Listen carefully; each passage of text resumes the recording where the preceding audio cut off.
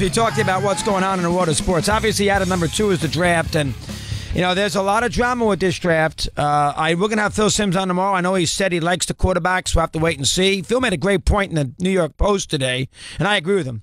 The Giants are not going to draft a quarterback because they don't want to have the distraction of having Darnold in there or whoever that might be as the second pick, whoever the Browns don't take, with Eli. And I happen to agree with him 100%. I think that the Giants are trying to win a Super Bowl in the next 2, maybe 3 years if they're fortunate, with Eli here.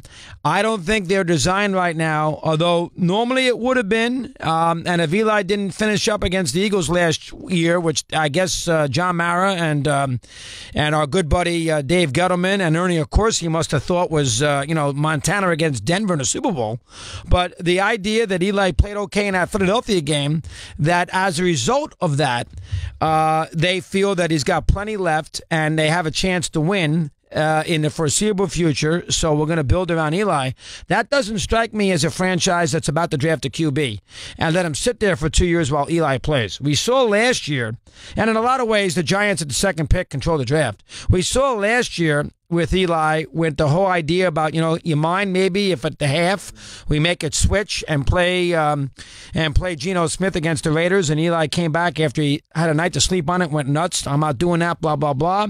Don't take me out if I'm playing well. Eli didn't like the idea that last year, maybe the Giants' last 4 or 5 games would have given Geno and or Davis Webb a look, and he wanted to play, and the Giants heard the fan base loud and clear, and as a result, Eli played through the conclusion of the year. I don't think Eli is going to want to have Sam Darnold behind him waiting and chomping at the bit to play, and Eli has one of those inevitable 4 interception, 11 of 31, 165 yard, 35-13 Giant loss kind of days, and have fan bases, although the Giant fan base was very loyal to Eli, so they may not, but have a lot of speculation of when is the good time to allow a person like the new quarterback to get some reps.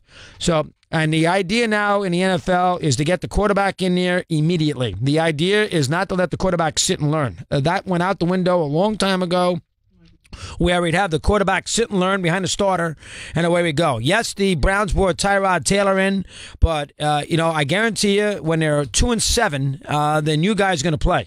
Yes, the Bills brought A.J. McCarron in, and unless A.J. McCarron turns out to be, the second coming of Jim Kelly, they get their quarterback in there pretty quick, too, to see what he can do.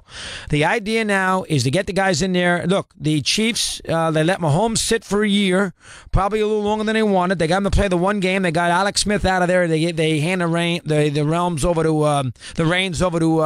Mahomes. All right, so away you go there from that standpoint. Watson, no quarterback in Houston. I understand that, but Watson right away got a chance to play with the Texans. Tannehill before he got hurt, chance to play right away. Winston before he played immediately. Mariota played. Derek Carr Goff waited 8 games, but finally got a chance to play. The idea now that we're going to sit and have the quarterback be groomed and figure out when to get him in these games, and we'll let him sit for a year and a half and he can learn under the tutelage of the old vet.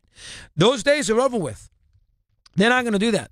And the Giants still feel that you can sense it, that Eli is still, quote-unquote, a Super Bowl winning type quarterback.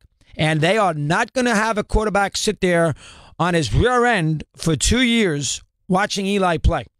And then have Eli moan and groan, or the fan base moan and groan, when in fact they decide to put the new guy in the game when the Giants are 5-11, or what? It can't be 5-9.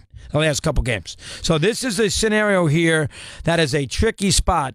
I don't think the Giants are drafting a quarterback. I know Tony Rizzo, our pal from Cleveland yesterday, said he thought the Giants were going to draft a Darnold with the second pick. I do not think so. I know a lot of people think that the Giants, would run a Josh Allen. I don't think so. I do not think these quarterbacks, by any stretch, shape, way, or form, are guaranteed hits. And I don't think Gettleman, who has been quoted 1 million times in the last 6 weeks, when you have a pick at number 2, you have to select the person who you envision one day wearing a yellow jacket, meaning Hall of Fame. And I don't think right now by any stretch of the imagination, any of us could say for certain that any of these 4 or 5 quarterbacks, you want to include, say, a Lamar Jackson, is going to be a Hall of Fame player. That's all there is to it. And I think the Giants, with a quarterback who they somehow feel has got plenty left, after they stole out Beckham, they bring in the left tackle for $60 million. They have a good tight end. They made a trade to get a linebacker. This is a now team. And Beckham, don't forget, is a free agent down the road. And they have Barkley sitting there at number 2. I do not think the Giants are drafting a quarterback myself. I don't know where the Browns are going. You know what I think the Browns should do? I've said that for weeks, about they should draft the running back and then get the quarterback at number 4. I don't think the Browns are going to do that. I think the Browns are going to go out there and they're going to take the number 1 choice, even though it's probably by a thread of who their number 1 choice might be. I think the Browns will go out there and probably take Donald, and I think the Giants then will take Barkley. Now, if the Browns throw a curveball at us and take Barkley with the number 1 pick, the Giants, I think, then would trade down and then take the guard from Notre Dame down the road. That's what I think. Now, it doesn't mean I'm right. I don't have nobody's telling me a thing. That's just, sense. Reading between the lines, getting a sense of where they think with Eli. That is what I think. But I think at the end of the day, I am still convinced, because I think the Browns will take a quarterback 1. I think the Giants will take Barkley with that 2nd pick. I think he's too good to pass up. When Gil Brandt, who's been around the NFL for 63 years, and I am sure a guy who has had many a dinner with Gutterman, and I'm sure Gutterman respects Gil Brandt as far as the day is long. He did help build the Dallas Cowboys. And Gil Brandt tells you, I have researched and I've scouted 492 running backs in my 63-year NFL career. 63 years. Now, I don't know if he scouted Jim Brown, who came out in 56, and that is 61 years. So I don't know if he actually did the work on Jim Brown out of Syracuse. We'll leave him alone. But let's say from 1960, all right? Those are a lot of Hall of Fame running backs since 1960. That is 58 years of a lot. I can count them. That's Walter Payton. That's Gale Sayers. That's Barry Sanders. That's Leroy Kelly. That is a lot of Hall of Fame running backs. And he says, by far, this is the best one. I have trouble believing the Giants are going to pass if he's there at 2. We'll take a timeout. We continue. 22 after the hour here on Mad Dog.